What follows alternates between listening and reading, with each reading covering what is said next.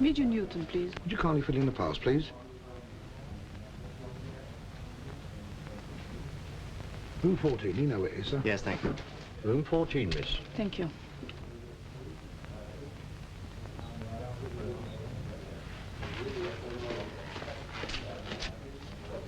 Sorry. Are you going in here too? Yes. Come in. Good morning. Good morning. Morning, sir. Good morning. Well, I don't think you two have met. Captain Brown and Miss Williams. How do you do? Won't you sit down?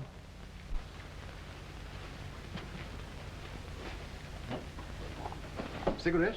Thank you. Thank you, sir.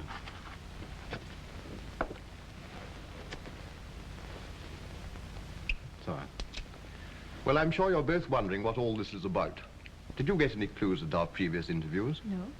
Well, I made a guess. Seems to have been wrong. What was it? Some sort of commando work, but obviously if Miss Williams is involved.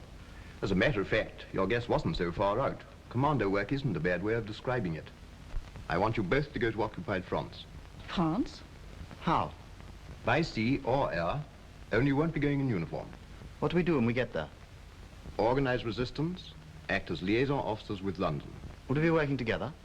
I hope so. Miss Williams would be your wireless operator. Do you think we're the right people for the job? We're sure of it. All right, I'm on. Of course. Good. What do we do first, sir? Get fit. They had their own ideas about getting us fit. No smart drill movements, no parade ground stuff. They wanted us to look like ordinary, unhealthy civilians, and yet be able to take a commando battle course in our stride.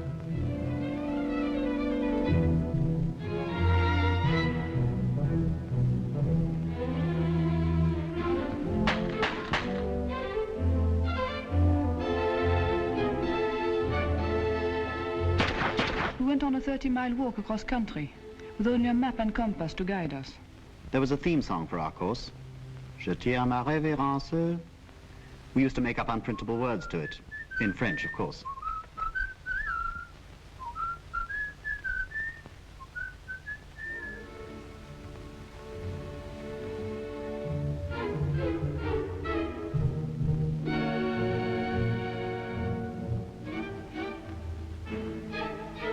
Then we joined the parachute school.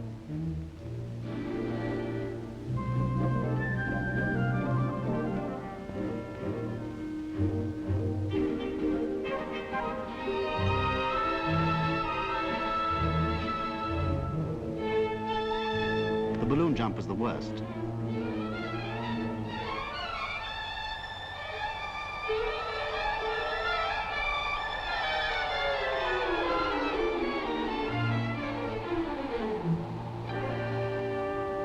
Jumping from an aircraft was better.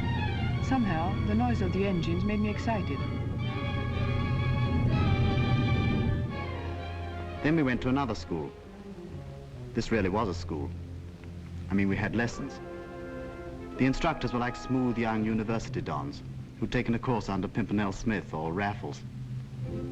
They told us in the most gentlemanly manner how to organize our private lives as saboteurs, how to burgle a house, how to get out of handcuffs. They told us almost apologetically about lethal tablets, suicide pills, to be taken only as a last resort. We made notes about organization and personal security. Learned how to recognize all ranks of the German services. Told how to use codes.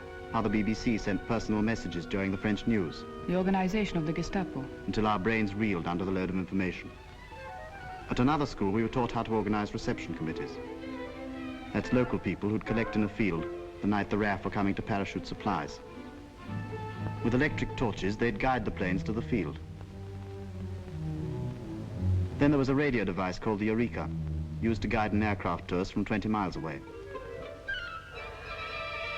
And there was the S-phone, a kind of wireless telephone on which we could talk to pilots, or to anyone who might fly out from London. Then I started work at the Wiley School, transmitting, receiving, coding and decoding, Morse, Morse and more Morse. I dreamt in Morse. I even started knitting in Morse. We had a week's intensive lecturing about the weak spots in the industrial system of occupied Europe. The railway network was included in this. We were shown how we could hold up supplies by cutting the line at the right place.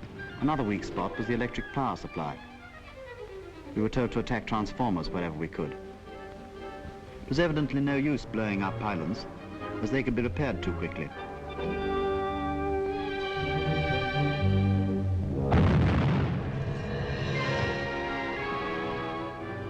Railway engines have their weak spots too.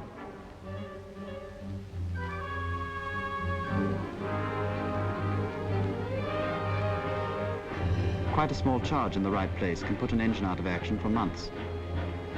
Sometimes people had to be got out of occupied Europe in a hurry, by air. The RAF told us about the pattern of lights for the flare path and the type of field they'd need for a landing ground. We finished our training with a scheme, which meant we were sent off separately with forged British identity cards. I was dropping my wireless set 10 miles from a town. Had to make my way in, get lodgings, and transmit messages at regular intervals. I was given the necessary papers to get a job in a large munitions works. I had to bring back plans of secret plant to prove that I'd got past the guards. Half an hour after dropping us, a signal was sent to all police services in the area that a parachutist had been dropped, believed to be a German agent. We got away with it somehow, but when we came back, we were put through a fierce interrogation. And although we didn't know it at the time, questions were being asked about us in London. The Gestapo have been having a roundup in France just lately. Our worst headaches in the Vendée, where Petronius and Camille were arrested last month. We must assume that the whole of the organization that they built up is blown, and send out a new organizer and wireless operator as soon as possible to get that area going again. Have we anyone suitable to send out? There are two people nearly finished training, sir, a man and a woman. And Ted, you'll see if they can be ready in time for the coming moon period and get them out to the field. Now the organization's clothing section took us in hand. And without asking for coupons, tailors, dressmakers, shoemakers prepared clothes for us suitable for France. Clothes which wouldn't shout, made in England. The attention to detail was fantastic. Even laundry marks were removed from our underclothes. Backgrounds had to be worked out for our new French identities. My father was a bank manager in Paris. He died about 20 years ago. Then my mother brought me to London. I was about 8 years old. We can stick to part of that anyway. But let's say she took you to Quebec. It's a bit further away and will help to explain the accent. All round Bordeaux I know very well, and Paris, of course, and La Touraine. Well, let's say you were married to a wine merchant in Bordeaux who used to travel a great deal. They prepared complete sets of papers fitting in with our new identities.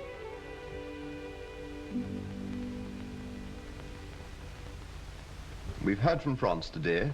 You'll be dropped by parachute about 6 miles from Henri Picard's house.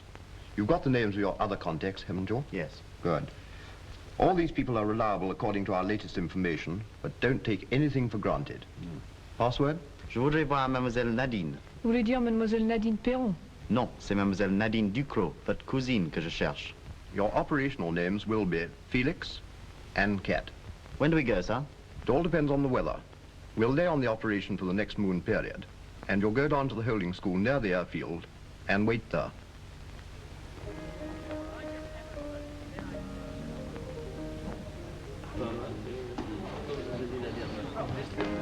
Find that soothing. Very. Do you knit French style or English style? No style. All styles I like. Oh, no, they're not. It's just the kind of thing to get you caught out, my girl. I've seen French women knit, and it's quite different. Here, let me show you. Hey, give that back. You'll undo it all.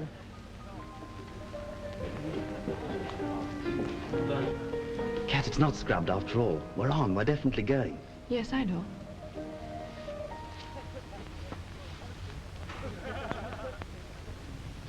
At the end of a side road closed to the public, we entered an RAF station. This airfield held one of the biggest secrets of the war, for it was from here that hundreds of agents and supplies by the ton were delivered by air to occupied Europe. An old farmhouse had somehow managed to survive right in the middle of the airfield. There weren't any cows in the barns. The barns were used now for packing and storing parachutes. Good, you're only 5 minutes late.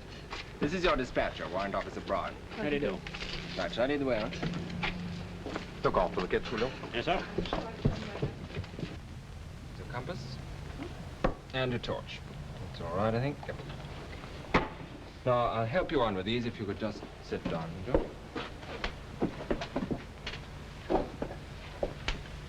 Now, let's just check you over. Have you anything in your pockets? Don't think so. Oh. Oh. French for British? Thank you very much. Just a minute. Sixpence. Oh, there won't be much good to you in France. Don't forget you owe me when I come back. Okay. Any bus tickets in your bag? That's the emergency ration. That's an extra ration. There's the torch. Yeah. And that's a bandage. There's your spade, and there's the handle. Here are your papers, Felix. Good. Identity card, ration card, demobilization. Thank you. Have you got your British card? Good. Microphotos of your targets.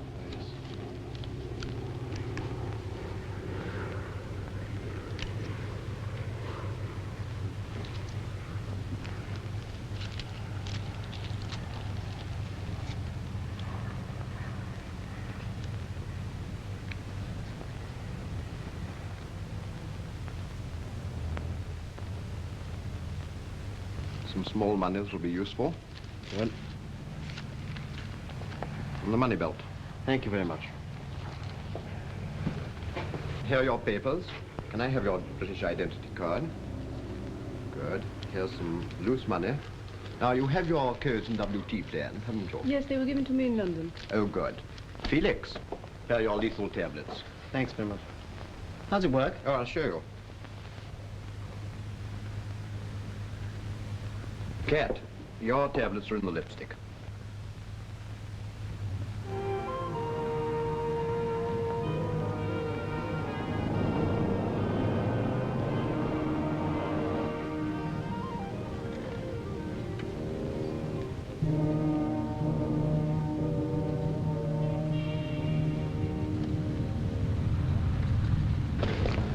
Good evening, sir. Good evening. This is your pilot, Wing Commander Chapman. This is Cat, sir. How do you do? And this is Felix. How do you do? How do you do? Well, we've got a good night for the trip, so you should have an easy job. There. I told you you had the best pilots in the squadron. I bet you say that to all the girls. Goodbye. Best of luck. Goodbye. Goodbye. Goodbye, Sam. Thanks very much for everything.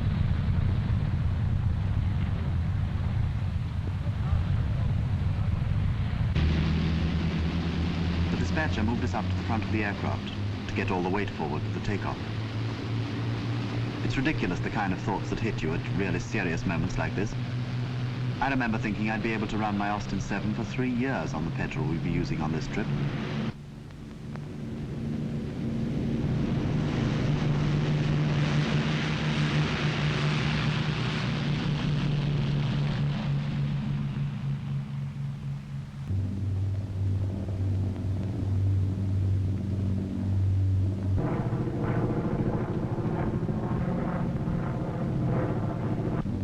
We couldn't see out because of the blackout curtains, so the dispatcher said we should try and get some sleep. He got down sleeping bags, and I was soon tucked in.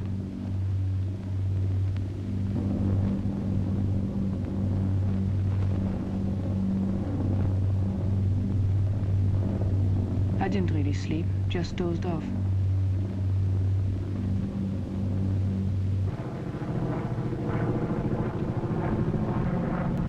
I watched him moving our packages. I hoped he wouldn't bang the one with my wireless sets. Then I realized they'd soon be landing with a bang on some field in France. He was hooking the static lines to the fuselage. These are wire ropes which automatically rip the envelopes off the chutes as they drop. The envelope and rope stay attached to the plane, and the chute's free to open up by itself.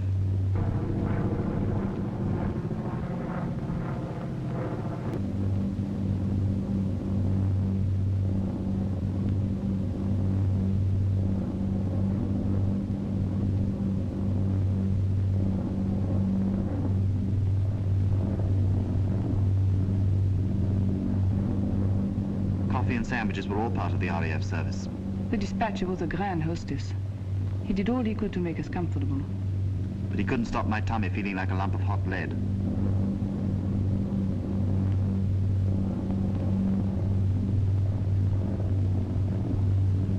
The moment came. We were approaching the target area. There'd been no flak. Actually, the thought of being attacked had never really occurred to me. I felt such a complete passenger. The dispatcher was the only member of the crew I saw, but I felt the others were taking good care nothing happened to us.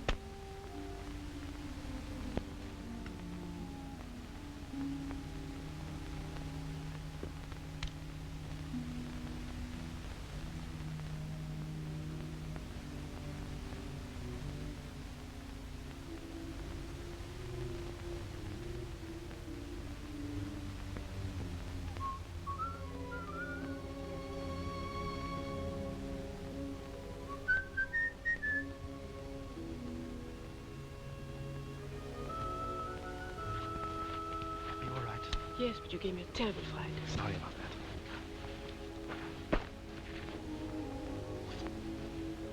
I'll get on burying this junk. I'll get my chute.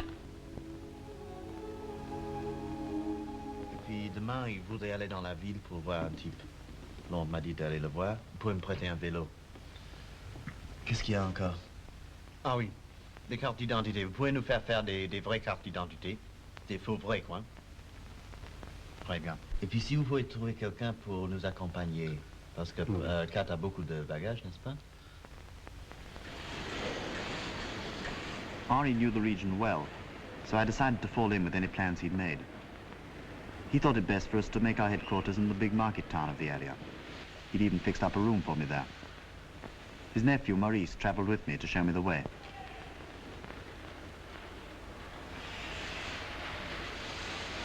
It was best for Felix and I not to be seen together, so I traveled in another part of the train. Georgette, Henri's sister, came with me.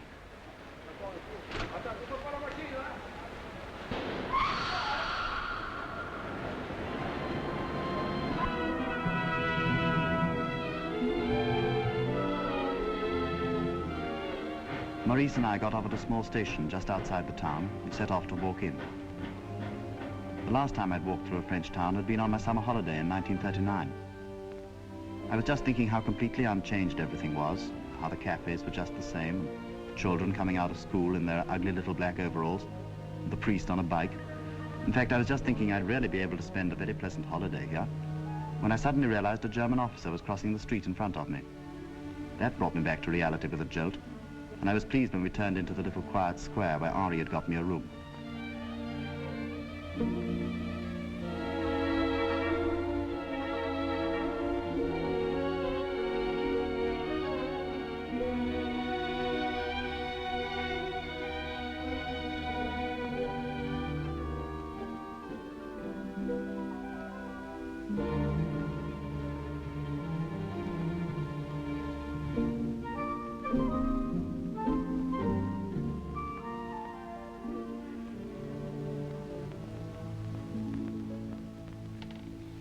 Bonjour. Bonjour.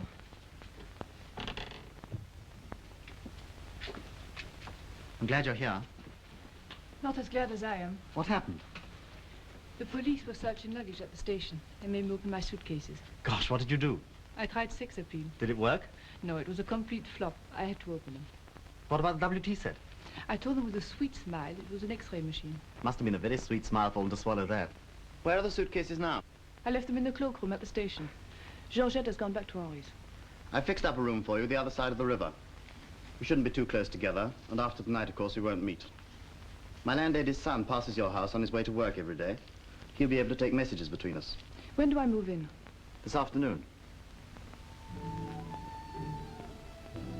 It looked a comfortable, inconspicuous house.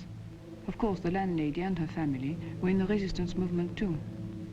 It reminded me of a house near Paris, where I spent 2 happy years just before the war.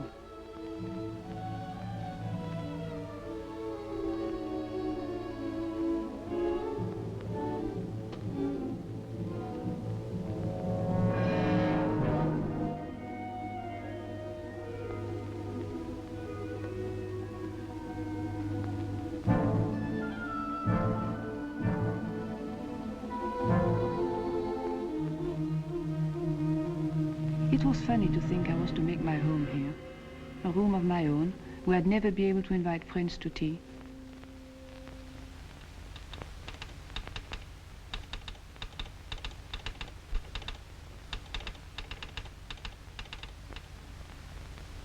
This is from Felix. Take this on, Sir Don. Your number 1 received. Glad safe arrival. Stop. Send map reference of ground where you can receive stores next moon.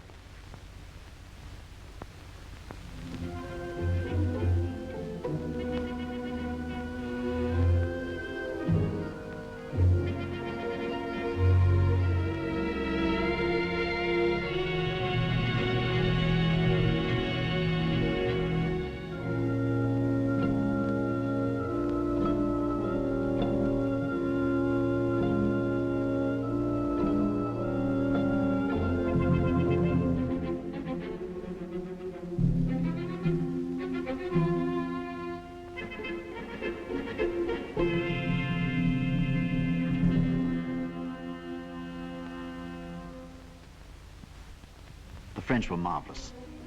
I used to borrow everything from them. It was impossible to buy a bike, and before I managed to get one on the black market, I had to live on borrowed bikes. My plan was to organize 8 or 10 resistance groups within a radius of 25 miles of the town. I had to do everything by personal contact. It was amazing how one good contact, a farmer, a wine merchant, a priest, led invariably to another.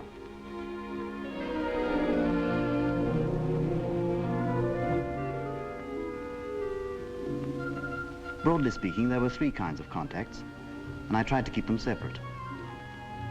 In the first group were the active ones, those I could rely on to do a job of work, sabotage or taking part in a reception committee. Then there were safe houses, usually older people who could be relied on for hospitality, and where I could go at any time of day or night and get a bed or a meal, no questions asked. Then thirdly, there were the letterboxes. That is, people like cafe proprietors or garage owners, where I could leave messages or meet people by appointment without attracting attention.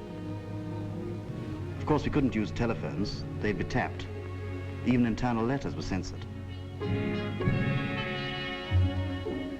I had to keep a good lookout for controls on the roads and avoid them where possible.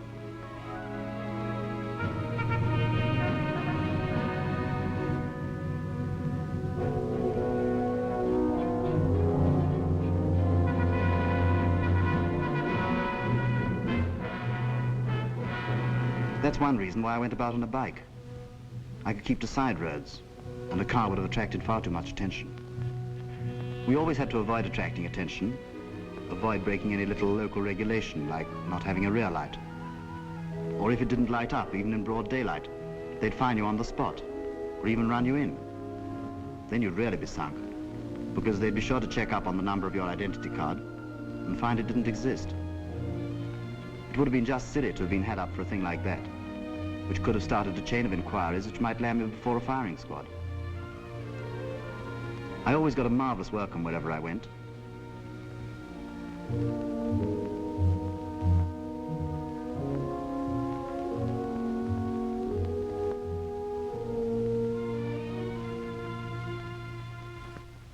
Si le terrain est accepté, nous envoyons un message pour le terrain à Londres.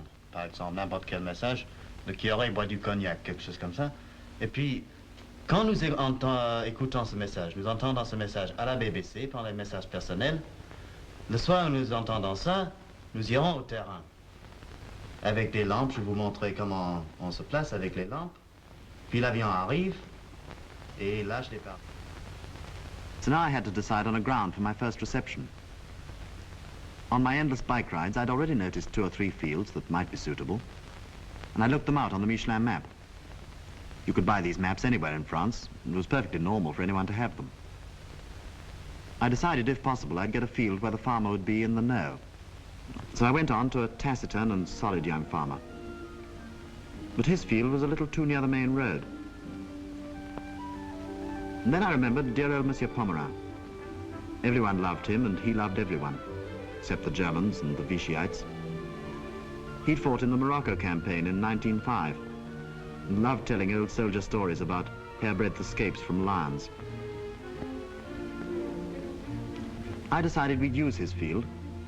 It wasn't very wide, but it was long, and the long sides ran north and south in the direction of the prevailing winds.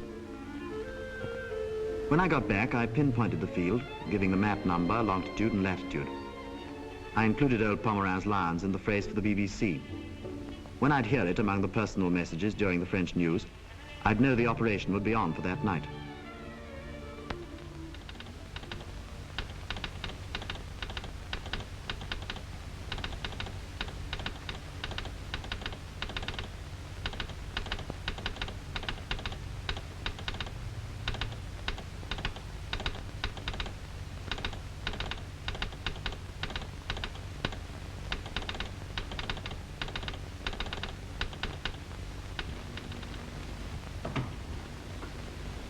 Here's Felix 1, John. 7 containers should be enough. Yes, no more. It's his first operation. Any special stores apart from Eureka and S-Phone? He has a large number of targets, so give him plenty of HE and make it a 1-star priority. In the pinpointing section, we selected a Michelin map of the same number Felix was working with in France. And then it was only a matter of a few minutes to find the point, transfer it to a large-scale map of the area, and work out the degrees of longitude and latitude. The result was very carefully vetted in consultation with the Air Ministry. There must be no doubt whatsoever as to the position of the field on the map. Was there any flak in the area? Any enemy fighter airfields in the vicinity? Would reception lights be screened by trees? If the point passed these and other tests, the ground could be accepted. An aircraft couldn't be risked on an uncertain mission.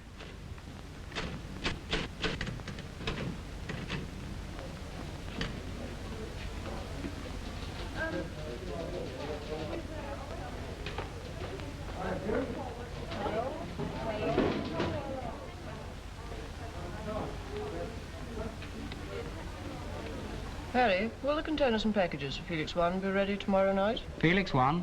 Yes, it's all tied up.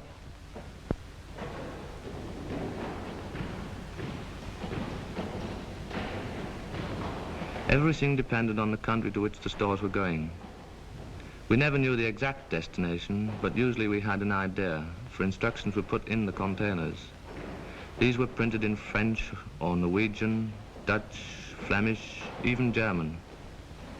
We packed Brens, stems, plastic explosive, grenades, fuses, tire bursters, incendiaries, clams and limpets. These are boxes of explosive fitted with magnets which would stick to machines or sides of ships. Corned beef, tobacco, cigarettes and chocolate. Wireless sets, as you can imagine, wanted very careful packing, though they were specially made to survive rough handling. We tried to keep up with the growing demand for containers and have a stock of standard packings in hand, but we found it very difficult. Truckloads were rolling out to the airfields day and night.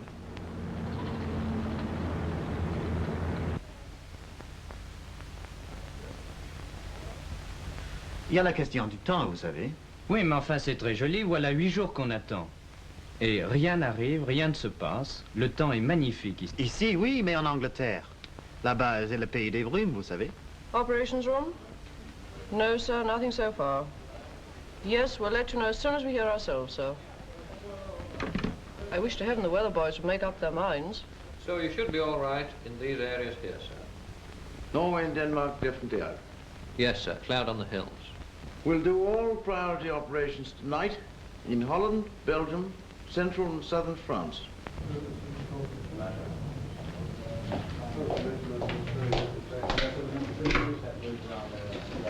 London, please. Operations room? Oh, good. Just a minute. Opposite tonight's through. Brenda. Liner 77. Ketch 16. Beef beer. Felix 1. Pluto 2. Pluto 5.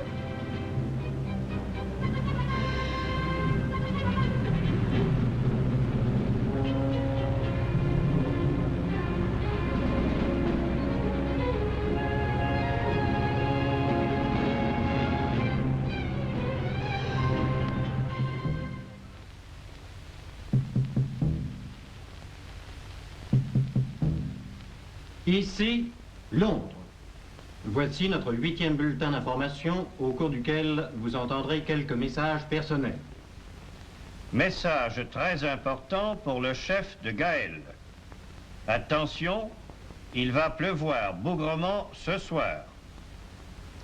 Hamilcar conduit une Ford. Les lions sont terribles. Enfin, ça y est. Ah, chic alors. Enfin, ça y est. Ah ben alors.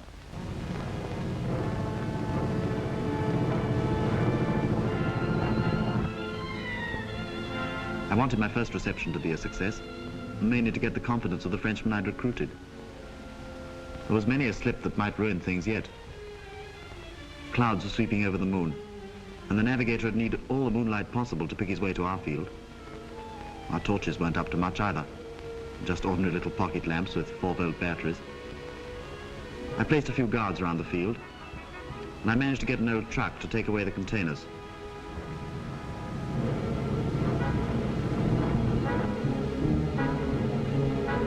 We brought some bread and cheese and some wine, and a moonlight picnic helped to pass the time. Some of them were pretty skeptical about the aircraft ever coming at all.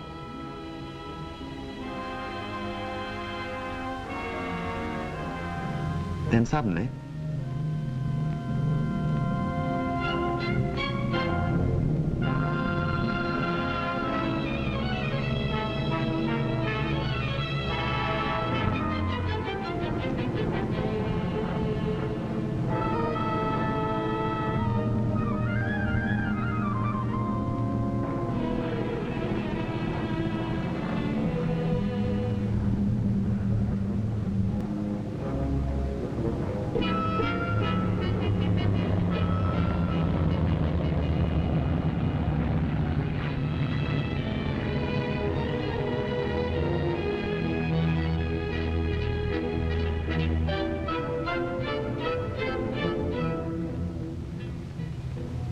this was the most dangerous moment of the whole reception.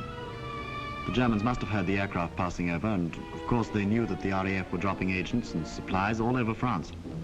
A lone plane usually meant parachuting. I didn't want to be caught with 7 containers strewn over the field, and we had to remove all signs of the reception before dawn. Couldn't even bring the truck onto the field because of wheel tracks, and 4 containers was our maximum load. This little runabout was the only form of transport we could get. It was made in 1912 and was still going strong, and noisily.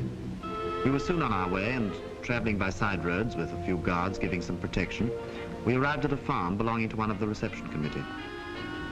He'd built a false wall in his barn to hide his best wine from the Germans. But we could only fit 3 containers in here.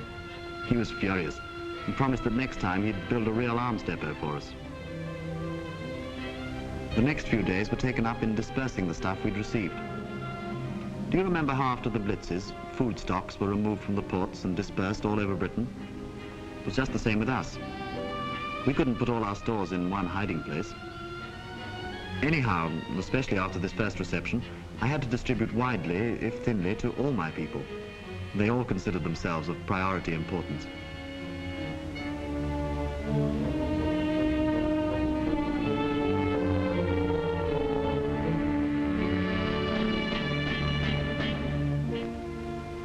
Sometimes I doled out the stuff to men who'd been at the reception committee, and sometimes I delivered it myself. As few people as possible knew the whereabouts of our hiding places. I had to take a Bren gun to a place about 30 miles away, and I got a forester to take me with a load of wood hiding it. We had a rather rickety old truck, a gasogen burning charcoal and wood chips instead of petrol. It took hours to get going in the morning and was thoroughly unreliable. But I couldn't refuse any form of transport on 4 wheels. A nasty moment came when we sighted a control at a crossroads.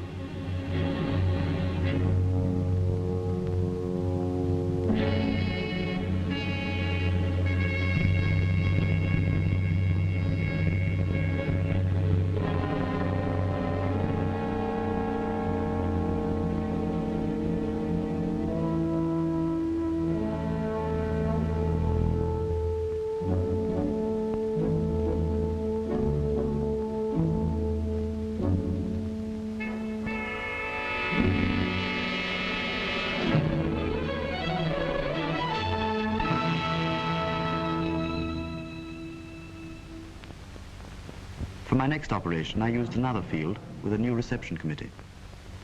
I tried the Eureka this time, and it worked very well. The aircraft, fitted with special apparatus, picked up our radar waves 10 minutes before we heard the engines. The navigator had to watch a green line that moved horizontally across a dial. This line showed him at once when he wandered off course. All he had to do was to keep it in the middle.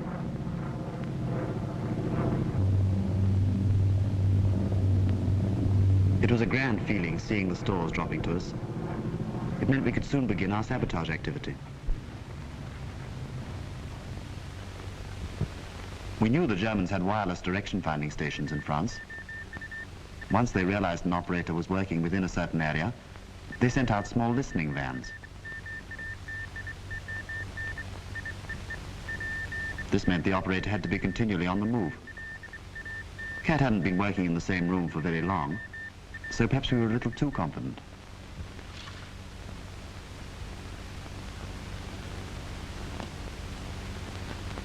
Herr Bar? Senden Sie mir sofort 2 Männer zu dem Haus im Place Carnot. Sie übermitteln sofort. Sofort, Herr Bar. Danke.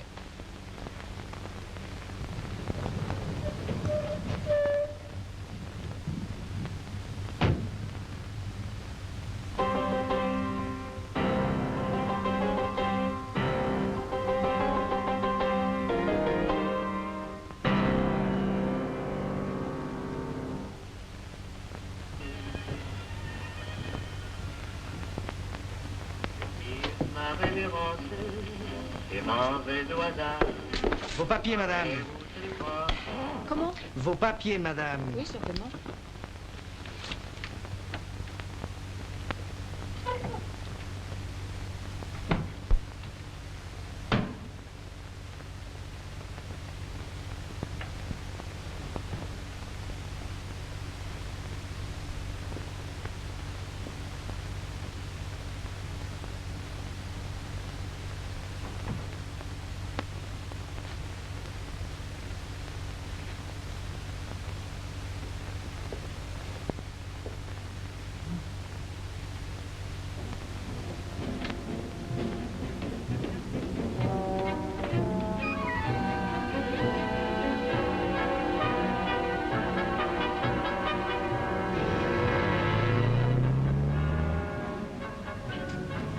Luckily, I'd made an arrangement with the girl who lived in the house opposite to keep a sharp lookout when my curtains were drawn. That meant I was transmitting or receiving. So when I'd heard a loud thumping on her piano, the danger signal, I was all prepared to receive those unwelcome visitors. In spite of this narrow escape, I thought it best to finish off the interrupted message, but from now on, I certainly start working from another house.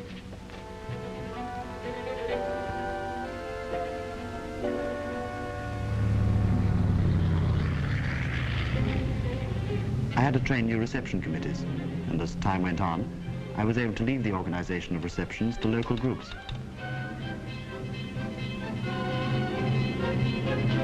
Every moon period, we'd listen to the messages during the BBC News. Sometimes we'd hear our message, go out to the field, and the plane didn't turn up. The pilot might have lost his way or been shot down. To be able to map read, he had to fly about 1,000 feet, so he was vulnerable to light flak as well as the heavy stuff. They were always furious at being kept out all night for nothing. But if I could tell them a day or two after that the aircraft that should have come to us had been shot down, that stopped their grumbling.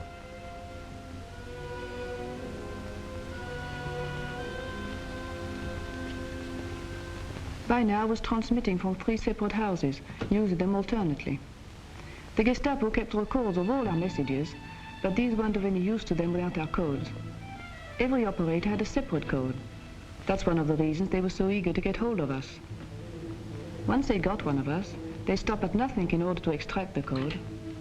If they succeeded, they'd be able to read all previous messages, and they'd start contacting London, trying to give the impression that the operator was still free. They might organize Gestapo reception committees and get the RAF to drop supplies, or even agents, right into their hands. Felix was planning an attack on a railway yard, and we were anxiously awaiting approval from London. At last, full approval arrived. I handed over the time fuses to the foreman of the engine sheds. Oui. Merci. C'est quoi en faire, n'est-ce pas? Au revoir, monsieur. Au plaisir. Au revoir, monsieur. I am the foreman in charge of the chantier. All we railway workers realized what our engines meant to the Germans. On many occasions, we tried to sabotage them. But it was not until Felix arrived that we discovered the best way. A small charge in the cylinders. The Germans never left us unguarded, but one can always smuggle things when you want to. I decided it would be best to put the charges in place just before we finished work for the day. The fuse will give us time to get out of the yard before the charges went off. So under the very noses of the Germans, we placed the charges in more than 30 engines. Then we left, just as usual. We waited in cafes and at our homes. We didn't have to wait a long time. Soon as we heard,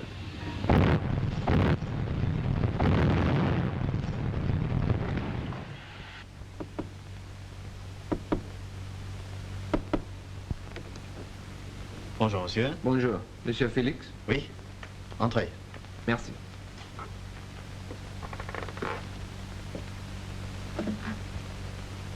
Qu'est-ce que vous voulez? Je voudrais voir Mademoiselle Nadine. Vous voulez dire Mademoiselle Nadine Perron? Non, c'est Mademoiselle Nadine Ducrot, votre cousine que je cherche. Where have you sprung from? London told me to contact you. Have a drink. Thank you. You haven't got any whiskey, have you? You're an optimist. Whatever you have got, then. It's even getting pretty scarce back home now, so they tell me. Though I used to know a pub in Tottenham Court Road, where they had a very good supply. Suppose that's been blitzed by now. Yes, the pub in Tottenham Court Road. All the best. Well, what can I do for you? Can you get a man out of France for me? Through Spain or Switzerland? I'm afraid that's no good. He's been wounded in the leg. Lysander pickup is the only way. Why do you come to me? Evidently you've got the latest dough. It's not too easy. There aren't many fields around here big enough for an aircraft to land in. Well, will you try? I'll do my best.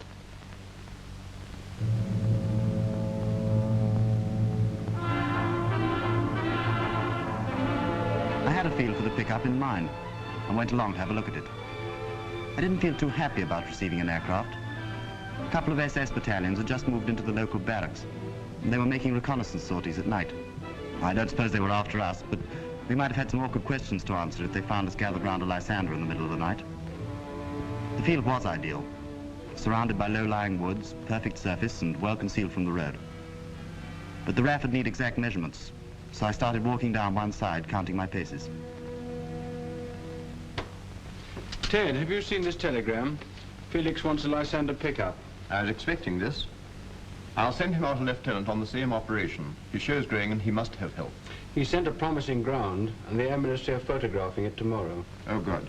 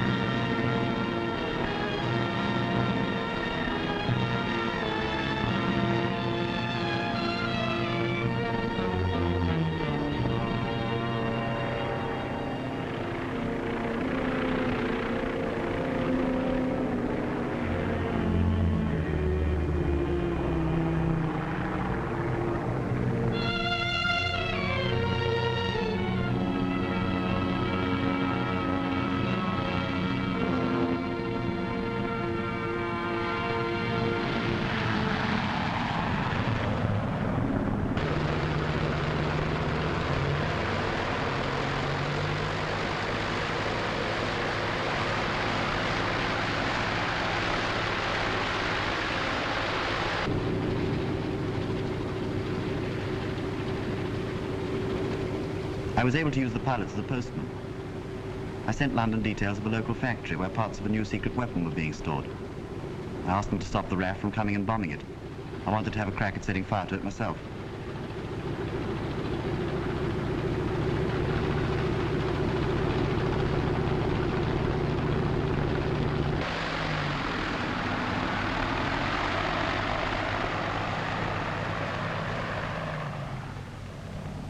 Both Gustav and Leon were good types.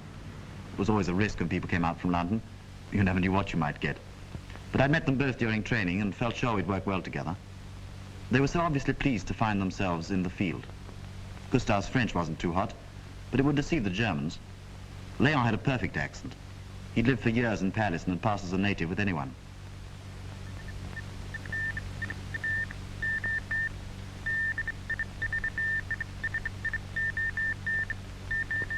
Saint-Jean, n'est-ce pas?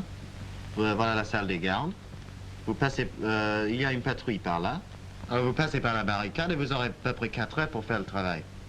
Bon, on va détruire ça.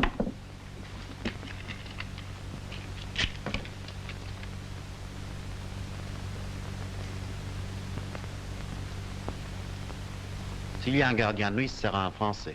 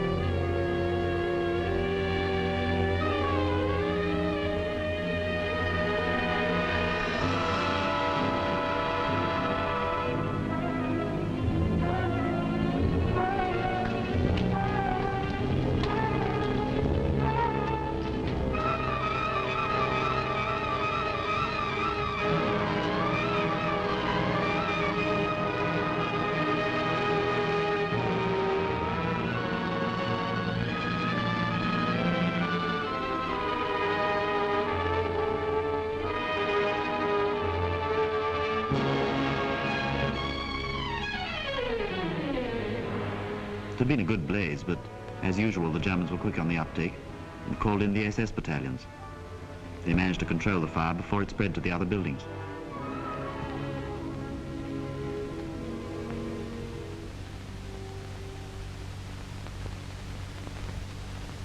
It's a pity they put out that blasted fire. Cigarette? Thanks. There's nothing like enough damage. We'll have to get the RAF to bomb it.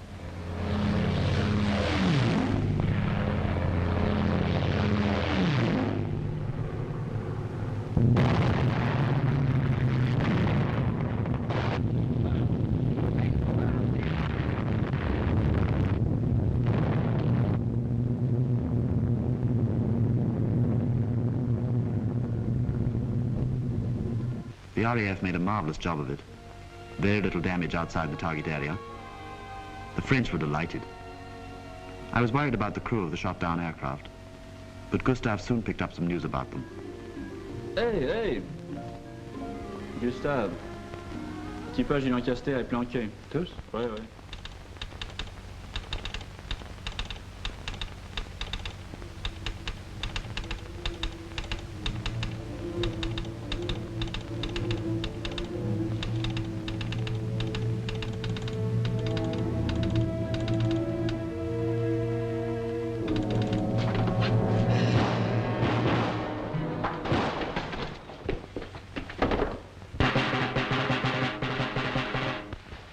Avis à la population! Parole des autorités allemandes! Le couvre-feu est à 7 heures ce soir! Ah, ben il y a 7 heures, par exemple. Marie, t'as entendu le tambour 7 heures, ils y vont un peu fort. Avis à la population! Parole des autorités allemandes! Le couvre-feu est à 7 heures ce soir! 7 heures, ils exagèrent quand même. Oh, les salauds! The Germans made out they'd put on the curfew to punish the population for the sabotage activities in the area. But we suspected another reason. You see, the Gestapo had worked for months collecting information about suspects. Then suddenly one night they'd swoop.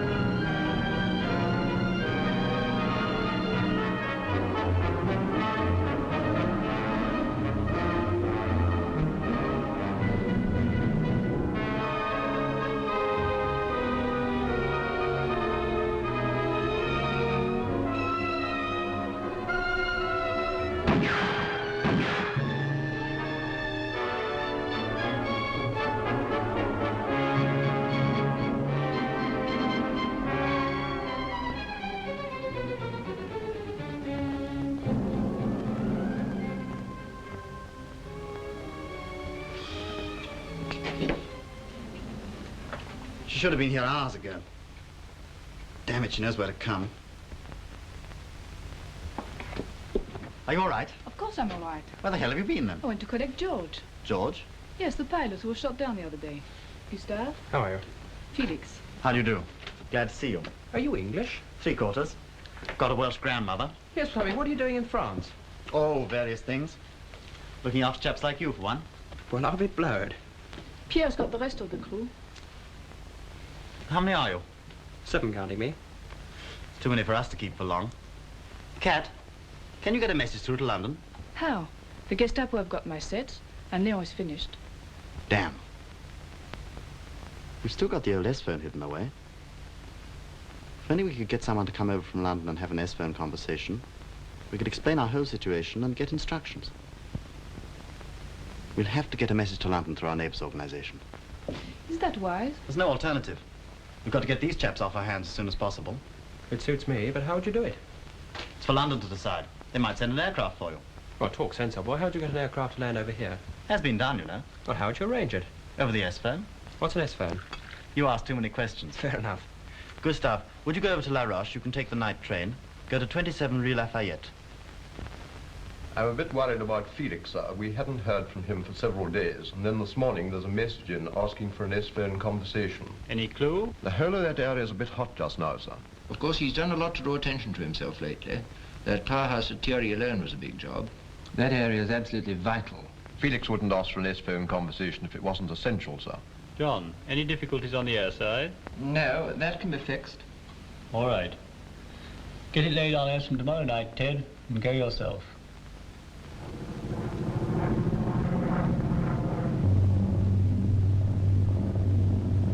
Better get back to the S-phone. All right.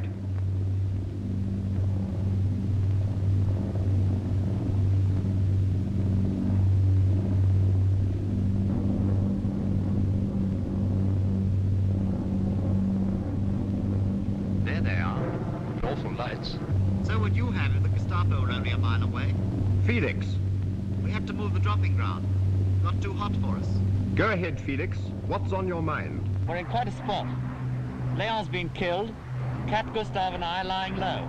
I see.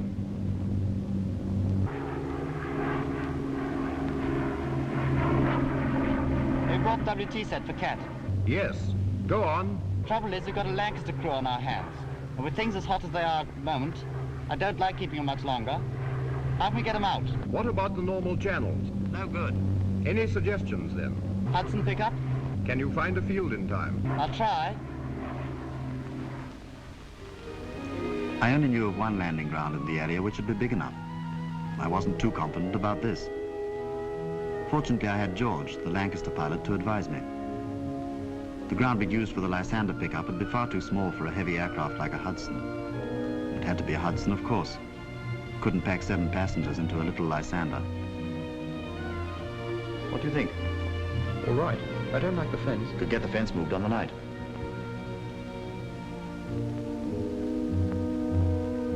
$500 exactly.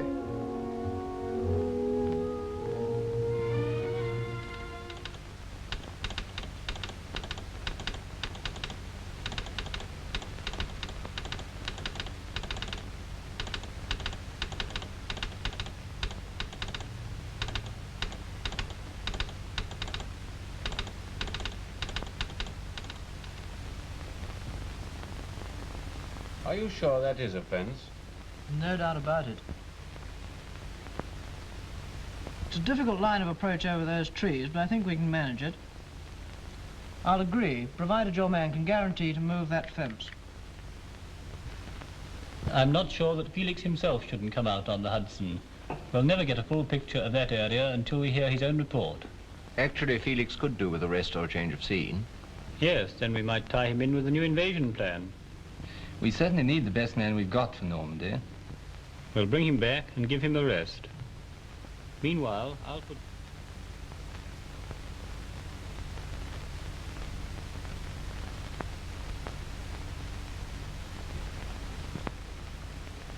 Cliquer 28.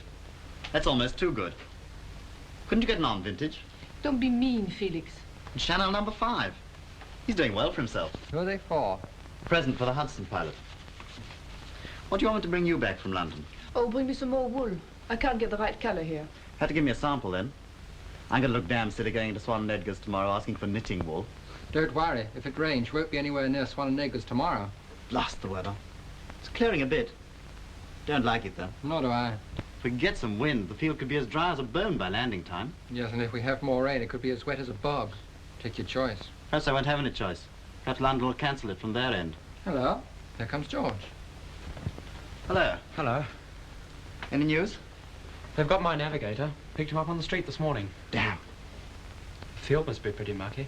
Yes, we've got to risk it, though. It's only a matter of hours before the Gestapo get the others. Isn't it time for the messages? Yes. Bet you they cancel it. 50 francs? Done. Veuillez écouter maintenant des messages personnels. Le renard aime les raisins. Vive les sapeurs-pompiers. Rose 36. That's that. Thanks. There's nothing else for it. We'll have to risk it. I agree. I'll go and warn the others. I had a fiendish decision to make. If we had to hang on till the next moon, the whole underground network I'd built up would probably be shattered. Yet I might be guiding the Hudson to trouble. If the plane got damaged, we could set fire to it, and the crew would become prisoners, and we'd have to try and shoot our way out. From the point of view of the war effort, the possible loss of a Hudson was surely less important than the almost certain breakup of the organization in this area. I decided to let the Hudson come.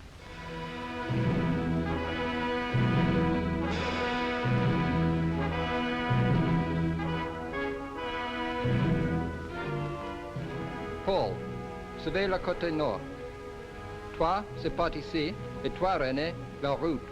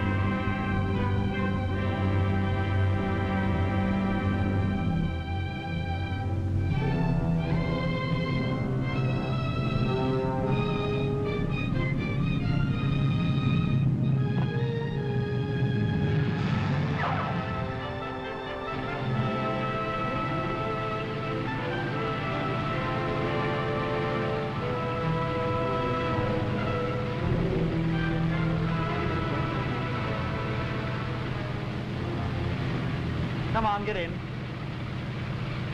Take care of yourself. Goodbye, George. Goodbye. Goodbye. Goodbye. Felix. Goodbye, Good luck. Gustav. Good luck. Come on.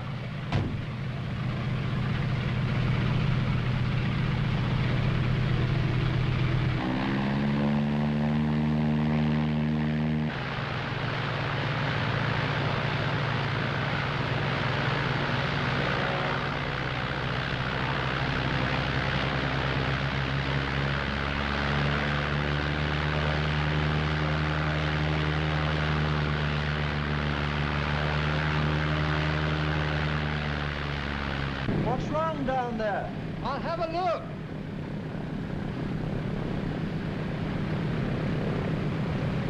Looks as if the wheels stopped.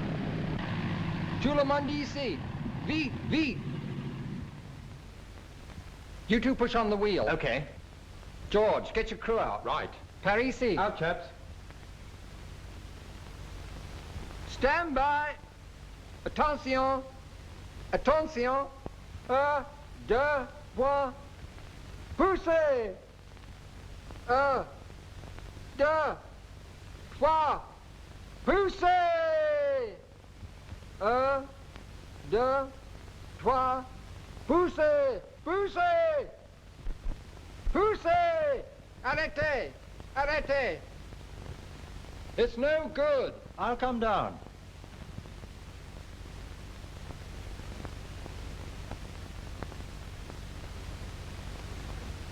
She won't budge. We can't manage it ourselves. He wants more men. Try call out the village. Hell of a risk. How many do you want? Get as many as you can. Yes, go on. Okay.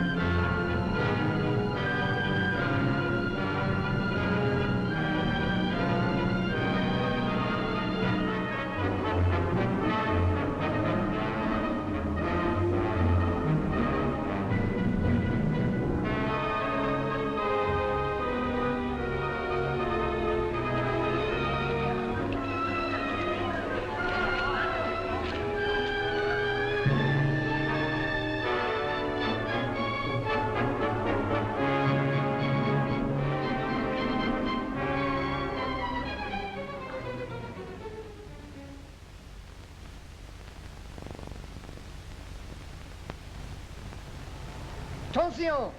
Attention! Silence! Silence!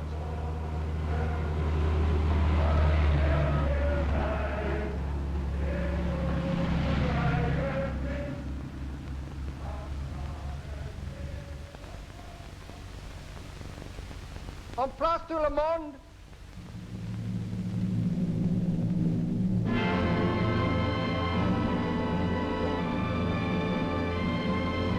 Un, deux, trois, poussez! Poussez! Un dernier effort, c'est presque fini! Poussez! Poussez! Bravo! Il bouge!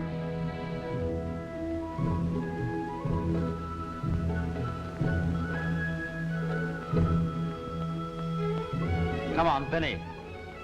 Dispersez-vous! Get ready to take off. Get the boys in the aircraft as quick as you can. We ought to get away this time, all right. Goodbye, Gustav. Thanks a lot. Bye. Don't forget my wool. No, I won't.